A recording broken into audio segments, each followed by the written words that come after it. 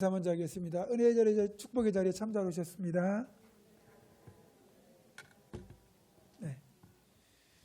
요즘 일기가 워낙 그렇죠, 불순하죠. 갑자기 날이 흐려져서 막 소나기가 퍼붓고 또 언제 그랬냐는 듯 하늘이 맑게 개이는 좀 변덕스러운 날씨를 보입니다. 아무쪼록 여러분들 이 무더위가 시작되었는데 건강 잘 챙기셔서 이 무더운 여름을 더욱더 하나님의 은혜로 강건하게 날 수 있기를 주님의 이름으로 축원합니다. 오늘은 이 베드로 사도가 우리에게 이제 알려주고 있는 이 고난에 대한 이야기를 여러분과 함께 나눌 건데요. 고난을 좋아하는 사람은 아마 없을 겁니다. 저도 고난은 싫어합니다. 이런저런 형태의 다양한 고난이 있지만 솔직히 고난은 그리 달갑지 않습니다. 그건 여러분도 크게 다르진 않을 거예요. 그렇죠? 그리고 우리가 고난을 견디고 나면 그 뒤에 달콤한 시간, 즉 좋은 결과가 예비되어 있다고 해도 그걸 알고 있어도 고난을 통과하는 그 동안은 너무나 힘들기 때문에 고난이 그렇게 반갑진 않거든요. 여러분, 이 고난이라는 이 한자어가 이 괴로울 고자와 어려울 한자로 이렇게 합쳐진 게 만들어진 단어예요. 괴로운데, 그렇죠? 괴로운 것도 힘든데 어렵기까지 해보세요. 그러니까 이 괴로움을 풀어내기가 어렵다는 거 아니겠어요? 그러니 이 고난이 얼마나 힘든 거겠습니까? 그래서 고난을 만났을 때 많은 사람들이 좌절하는 거죠. 그렇지만 우리는 이 고난을 단지 그런 인간적인 관점에서만 볼 것이 아니라 신앙적인 관점에서 다시 들여다 볼 필요가 있는 거예요. 이제 신앙적으로 보면 고난은 크게 두 가지 관점이 있거든요. 당연한 고난, 고난 받을 일을 했기 때문에 받는 고난, 이게 당연한 고난이고, 고난 받을 일을 하지 않았는데 당하는 고난이 억울한 고난. 오늘 본문의 표현에 따르면 19절에 부당하게 받는 고난이에요. 그리고 당연한 고난, 즉 고난 받을 일을 해서 받는 고난은 20절에 보면 죄가 있어 매를 맞는 것, 이게 당연한 고난이죠. 당연한 고난을 당할 때는 사실 힘들고 아파도 할 말이 없습니다. 내가 고난 받을 짓을 한 거잖아요. 예를 들어서 남의 것을 훔쳤어요. 남을 상하게 했어요. 그러면 예전에 곤장 같은 걸 맞잖아요. 그러면 그게 얼마나 부끄럽고 또 고통스럽습니까? 그렇지만 내가 곤장 맞을 짓을 했으니까, 당연히 고난 받을 짓을 했으니까 받는 고난이기 때문에 그거는 억울한 게 아니죠. 그런데 이 본문에 나오는 고난은 이 헬라어로 파스콘이라고 하는데, 이 파스콘은 믿음과 정의를 지키려다가 그것 때문에 애매하게 당하는 고난, 억울하게 당하는 고난을 파스콘이라고 그러거든요. 지금 우리 신앙인들에게 있어야 될 고난은 바로 이 파스콘. 신앙인이기 때문에 우리가 믿음을 지키고 그리고 선을 행하다가 받게 되는 그런 고난, 그 억울한 고난, 그 파스콘을 말하고 있는 거예요. 그래서 이런 고난에 대한 이야기는 성경 곳곳에 많이 나오거든요. 그 고난을 가장 여실하게 보여주는 대표적인 인물은 바로 욥기의 주인공인 욥이죠. 욥은 하나님이요, 의인이고 정직한 자라고 인정해 주셨어요. 하나님이 인정해 주셨다면 하나님의 관점에서 죄가 아주 없다는 건 아니겠지만 웬만한 사람들과 비교해서는 진짜 죄를 찾을 수 없을 정도로 거룩하고 깨끗하게 살려고 몸부림치는 사람이었다는 걸 하나님이 인정해 주셨다는 얘기거든요. 그런데 그런 욥, 그러니까 고난 받을 일을 전혀 하지 않은 욥인데도 욥이 이해할 수 없는 엄청난 고난이 찾아오잖아요. 사실 그거는요, 우리는 욥이 받았던 고난의 일부만 우리가 그 고난을 당해도 우리는 아마 견디기 어려울 겁니다. 너무 잘 아시는 것처럼 아들 7, 딸 3, 10명의 자식이 있는데 자식 하나 10명 있다고 해서 하나가 소중하지 않은 그런 부모가 어디 있겠습니까? 너무너무 소중하잖아요. 근데 그 10명의 자식이 한꺼번에 집이 무너져 죽습니다. 이번에도 미국에서 그 바닷가에서 펜션 하나가 붕괴돼 가지고 100몇십 명이 지금 행방불명, 그러니까 죽은 것처럼 지금 우리가 알고 있잖아요. 거기에 만약에 자기 가족이 있다면, 특히 자식이 있다면 여러분 그것을 겪어야 되는 부모의 마음이 어떻겠어요? 말도 못하죠. 욥은 그 고난을, 자식이 죽을 짓을 한 게 아니에요. 욥은 자녀들이 그렇게 모여서 자기들끼리 생일잔치 벌이고 포도주 먹고 마시고 놀고 즐기면 혹시 그 가정에서 죄를 지었을까 봐 그 자식들을 위하여 날마다 그 자식들과 함께 하나님 앞에 속죄제를 드렸던 인물이에요. 그 정도로 자식들의 삶도 관리했던 사람이죠. 근데 그 자식들이 갑자기 죽었어요. 애매하게 죽었어요. 억울하게 죽었어요. 그리고 욥이 가지고 있던 모든 동방에서 가장 큰 부자라고 했던 그 욥의 재산이 하루아침에 약탈을 당하고 죽임을 당하고 그러면서 그 많은 것들이 다 사라졌습니다. 사업에 실패하면 좌절해서 극단적 선택하는 사람이 있잖아요. 욥과는 비교도 할 수 없는 거예요. 그거는. 욥은 엄청난 사업의 실패를 겪었죠. 그리고 치명적으로 육신의 건강에 문제가 찾아옵니다. 머리부터 발끝까지 악창이 나가지고 기와짝으로 긁지 않으면 견딜 수 없을 정도의 괴로움의 고통이 찾아왔죠. 여기까지는 그래도 욥이 견딥니다. 근데 제일 마지막 욥에게 찾아온 또 하나의 고통은 뭐냐면 모든 관계의 단절입니다. 욥을 사랑하고 욥을 아끼고 욥과 친밀하게 지냈던 모든 일이 다 욥을 떠납니다. 심지어는 아내도 떠나요.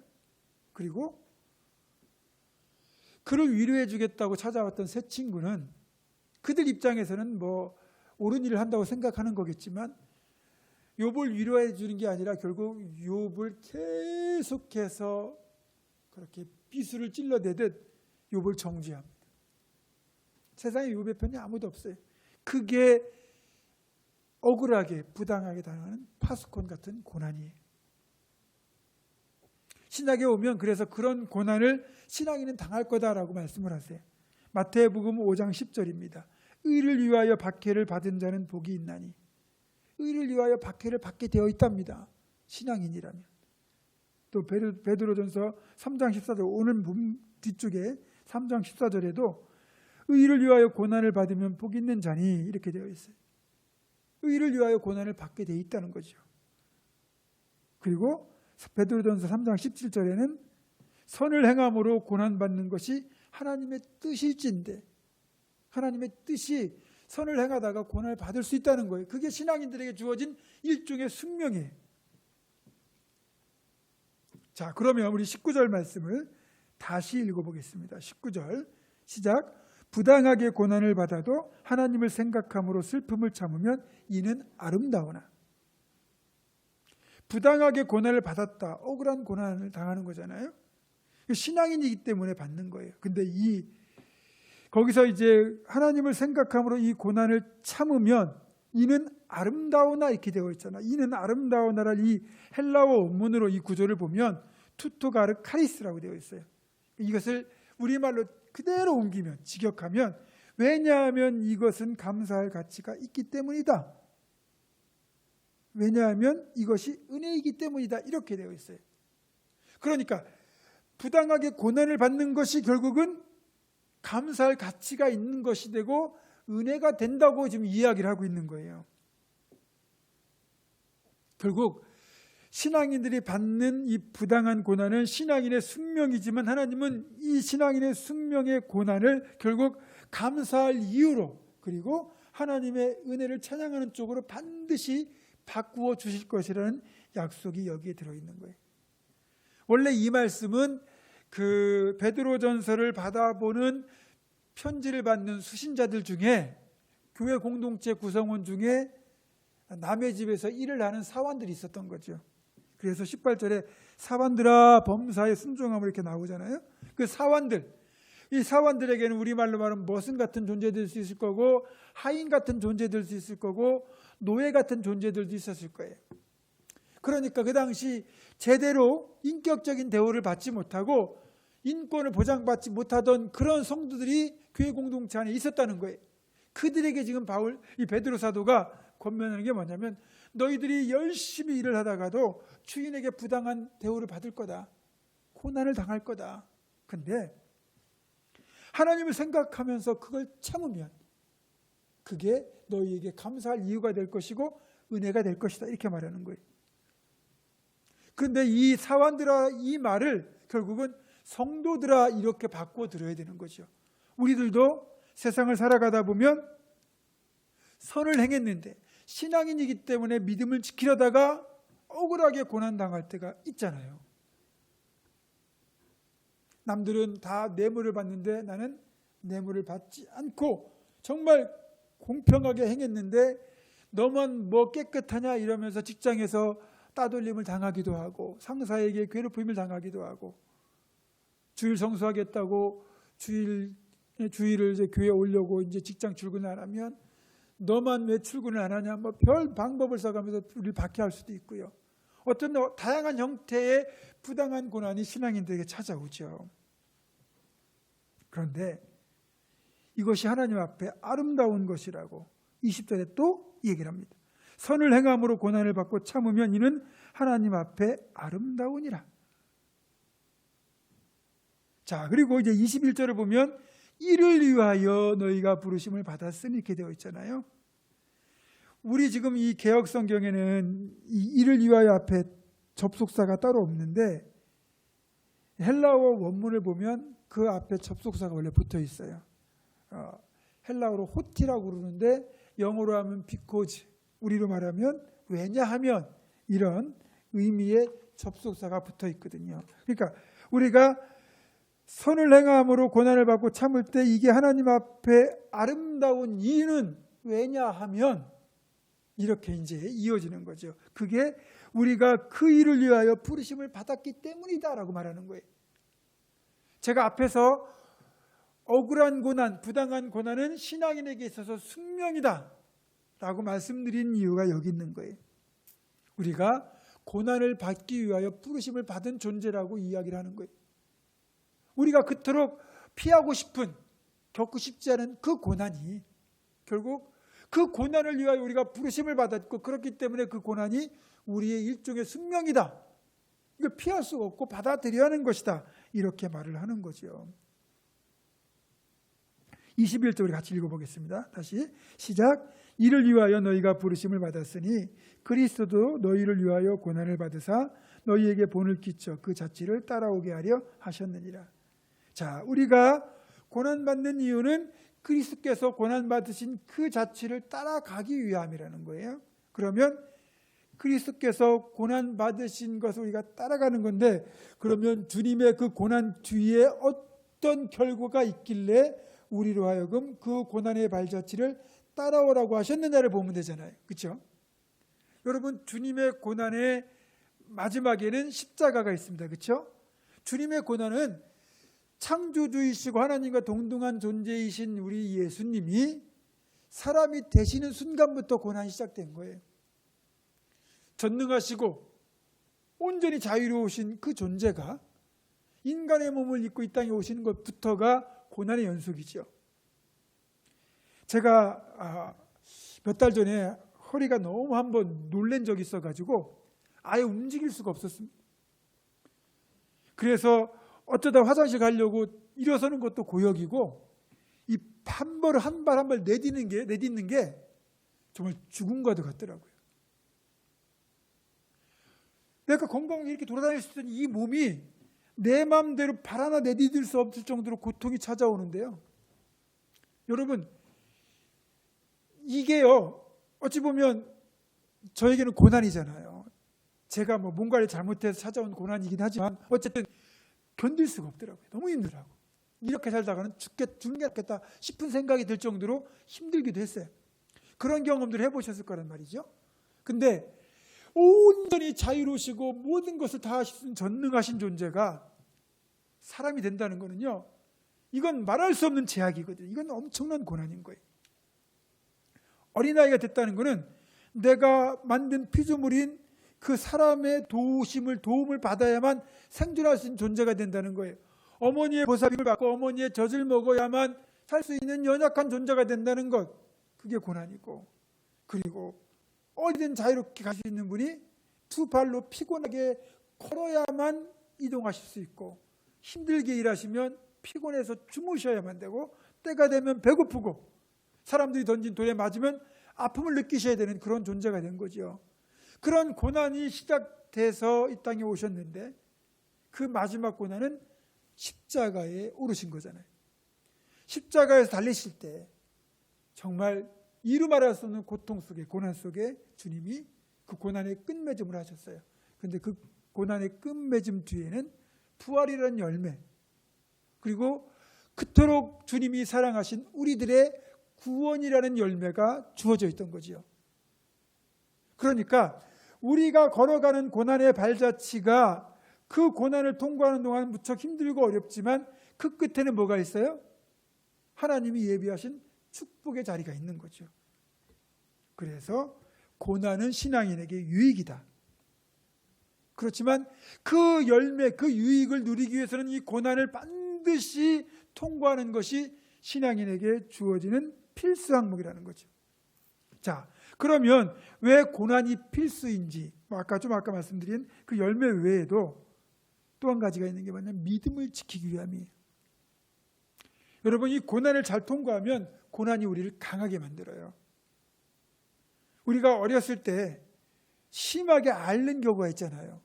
멀쩡하게 잘 놀던 아이가 갑자기 밤사이에 열이 나고 그래서 아직 폐렴 초기다 이런 얘기도 듣고 막 알 수 없는 그런 이유로 아이가 아팠다가 또 이제 낫기도 하고 그래요. 그 과정이 뭐냐? 그런 알이라는 고난의 과정을 통해 가지고 이 아이들이 면역력을 가진 건강한 몸으로 자꾸 변화되는 거거든요. 그래서 이런 어렸을 때 자주 앓았지만 오히려 나이가 들어서는 더 건강한 경우가 뭐냐? 그렇게 앓았을 때, 그 고난을 통과했을 때 면역이라는 강력한 항체가 그 사람 몸에 형성이 된 거거든요. 요즘 부모들은 너무 아이들을 청결하게 키워요. 그러다 보니까 오히려 면역력이 떨어진다는 거예요. 저희 어렸을 때는 그냥 들로산으로 싸돌아다니면서 그렇잖아요. 정말 지저분하게 살았잖아요. 그리고 떨어진 거 주워 먹기도 하고. 그래서 배탈이 나기도 했는데 그런 과정에서 온갖 병균과 이런 게 노출됐다가 그것이 몸에 들어와서 또 내 몸에서 그걸 싸워서 이기면서 항체가 형성되고 그러면서 오히려 내성이 생겼는데 워낙 청결한 환경에서 그렇게 키우다 보니까 아이들이 병균을 맞닥뜨릴 기회가 거의 없고 그래서 몸에 면역력 형성될 기회가 없어요. 그래서 오히려 성장에서도 우리의 그 어렵던 세대들보다 더 많이 병치를 하게 된다는 아이러니가 형성이 돼 있죠. 여러분, 신앙인의 믿음에도 그런 게 있어요. 우리가 처음부터 순조롭게 모든 게 다 잘 풀리고 내가 기도하는 일 다 응답되고 정말 만사가 형통하면 여러분 믿음을 잃을 사람이 어디 있겠습니까? 근데 그 믿음이 진짜 믿음이겠어요? 고난을 통과한 믿음이 진짜 믿음이거든요. 그래서 정말 하나님은 계시긴 한 걸까? 하나님이 내 기도를 들으시기는 하는 걸까? 라는 그런 의심과 회의에 정말 빠질 정도로 어려운 시간들을 보내고 그래도 하나님이 나와 함께 하심을 믿고 다시 한번 믿음을 회복하고 이런 과정들을 통해 가지고 우리가 결국 이 고난을 통과하면 이제 웬만한 시련에는 끄떡없는 진짜 굳건한 신앙이 되거든요. 그래서 고난이 싫다고 고난이 찾아올 때 무조건 피하는 건 바람직한 방법이 아닙니다. 영국의 그 과학자 중에 알프레드 윌리스라고 하는 유명한 분이 계신데 이분이 어려서부터 이렇게 곤충 같은 걸 관찰하는 걸 되게 좋아했대요. 그래서 이제 이런저런 곤충을 관찰하는 중에 이제 이 누에고치에서 이 고치를 뚫고 이제 나비가 나오려는 이제 광경을 목격하게 된 거예요. 그럼 이제 누에고치의 끝에 구멍을 뚫고 그리고 좁은 구멍으로 이제 이 나비의 몸뚱아리가 빠져나와야 되는데 이렇게 꼭 붙어있던 이 큰 몸뚱아리가 그 좁은 구멍을 비집고 나오려니까 얼마나 힘들겠어요. 그러니까 정말 한참을 걸려가지고 이렇게 몸이 빠져나오는데 그걸 보고 너무 안쓰러워서 그 고치의 구멍을 좀 넓게 이렇게 열어줬어요. 그래서 그 나비가 다른 나비에 비하면 손쉽게 그 비좁은 구멍을 이제 넓어졌으니까 빠져나왔죠. 그래서 이제 일반 나비들처럼 고치를 빠져나온 뒤에 앉아가지고 날개를 딱 펴고 날개가 좀 마르면 이렇게 이제 아름답게 날아가게 하면 되는 거였어요.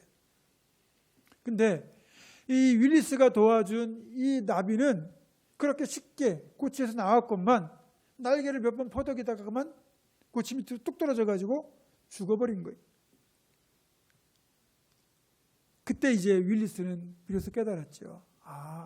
이 도와주는 게 도와주는 게 아니구나. 나는 이 고난을 좀 덜어주려고 도와줬는데 나비가 이 좁은 구멍을 비집어 나오려고 하는 그 몇 시간의 노력이 나비 몸에 있는 이 수분, 유충대에 있던 그 수분들을 다 뽑아내고 그리고 나비의 이 날개의 수분을 빼면서 그 몸으로 모든 영양분이 다 가가지고 힘차게 날개짓할 수 있는 그런 나비로 변화시켜주는 과정이라는 것을 윌리스가 몰랐던 거죠. 그러니까 고난이 면제된 나비가 그렇게 아름답게 헐러나는 건강한 나비가 아니라 이렇게 힘도 못 써보고 죽는 연약한 나비가 되어버린 거예요. 결국 우리가 고난을 통과한다는 건 우리가 건강한 신앙이 된다는 그런 의미예요. 그래서 고난을 통과한 신앙인은 정금 같은 믿음의 소유자가 되는 거죠. 그래서 시편 119편 71절을 보면 이렇게 고백해요. 고난당한 것이 내게 유익이라. 이것은 이 고난 뒤에 오는 그 결과를 아는 사람만 고백할 수 있는 내용이죠. 내가 고난 당해봤더니 고난은 참 힘들었지만 그 고난 뒤에 얻게 되는 유익이 너무너무 크더라. 그래서 내게 고난 당한 것이 유익이라 이렇게 고백할 수 있는 거예요. 그리고 말씀드린 것처럼 주님의 십자가 고난이 결국은 부활이라는 열매로 이어지잖아요.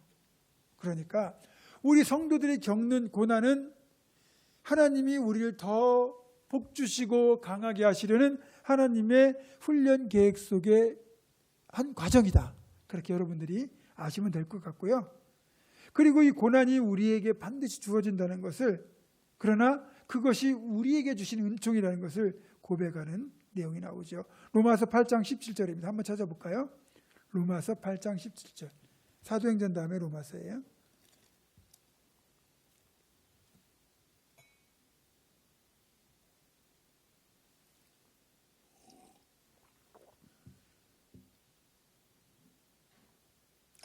로마서 8장 17절 같이 읽습니다. 시작. 자녀이면 또한 상속자 곧 하나님의 상속자여 그리스도와 함께한 상속자니 우리가 그와 함께 영광을 받기 위하여 고난도 함께 받아야 할 것이니라. 아멘.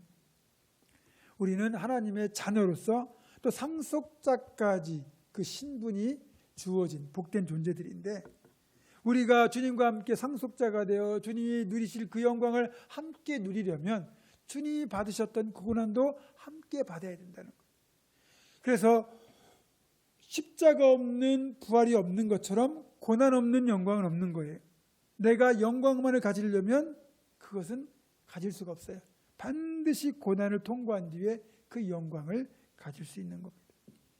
그래서 고난을 대하는 태도를 우리가 바꿔야만 해야 돼요.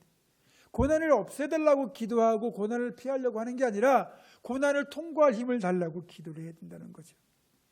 필립 얀시라고 하시는 미국의 저명한 기독교 작가가 쓰신 내 안에 하나님이 없다라는 책을 보니까요, 부유한 나라에 사는 신앙인들과 가난한 나라에 사는 신앙인들의 이 고난을 대하는 태도가 달랐다는 거죠. 부유한 나라일수록, 부유한 나라에 사는 신앙인들일수록 고난을 만나면 주님 이 고난을 내게서 물리쳐 주십시오. 그러니까 고난을 없애달라고 기도한다는 거죠. 반면에 복음의 자유가 없고 더 어렵게 사는 신앙인들,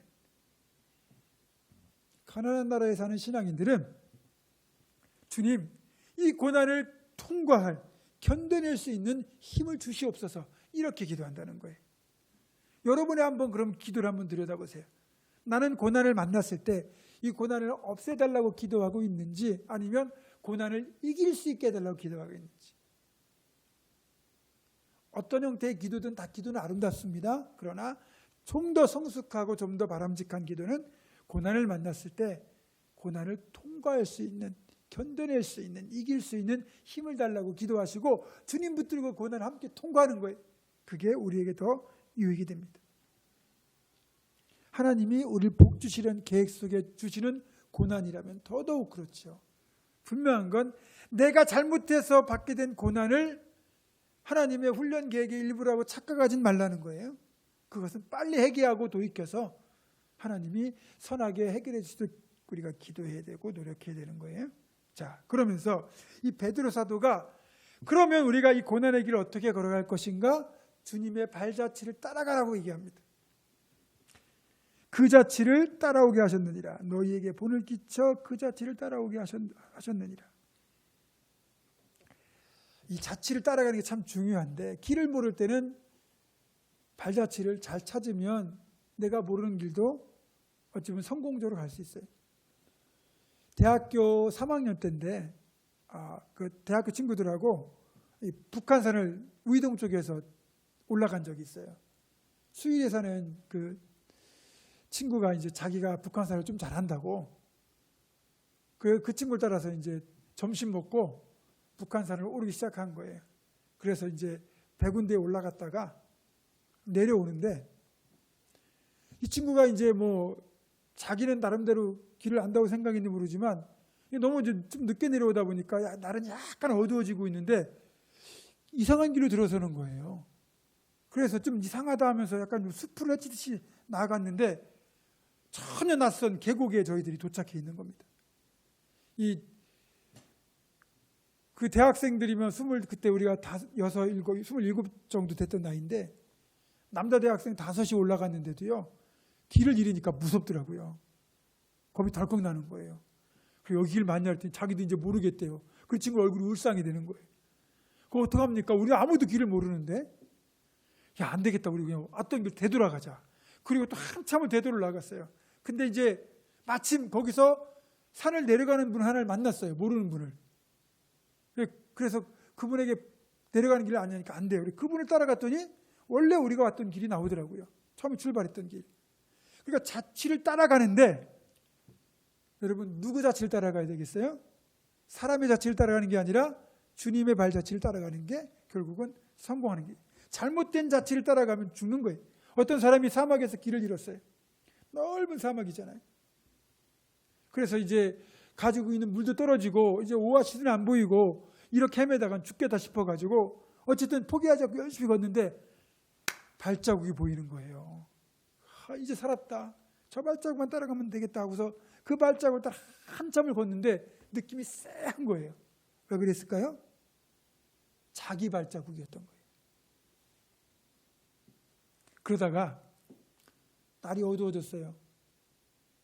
깜깜해지고 하늘에 달이 뜨고 별이 떴는데 이 사람이 별을 볼 줄 알았어요. 북극성이 보이는 거예요.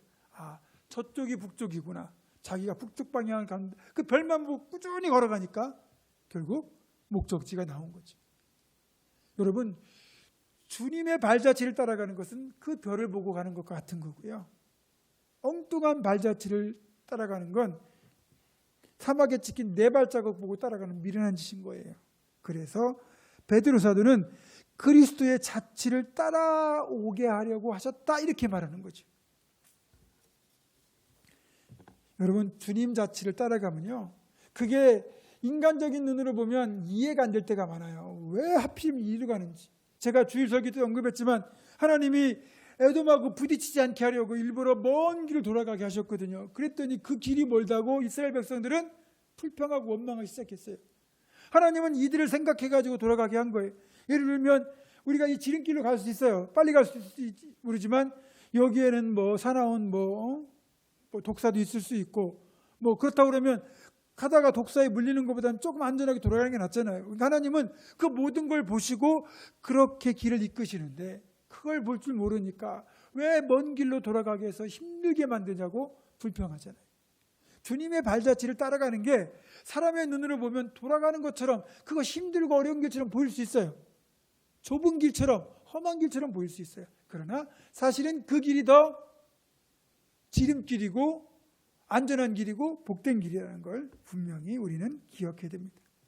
그리고 우리는 주님의 뒤를 따라가는 제자 아닙니까? 제자는 스승의 본을 따라가는 사람들이에요.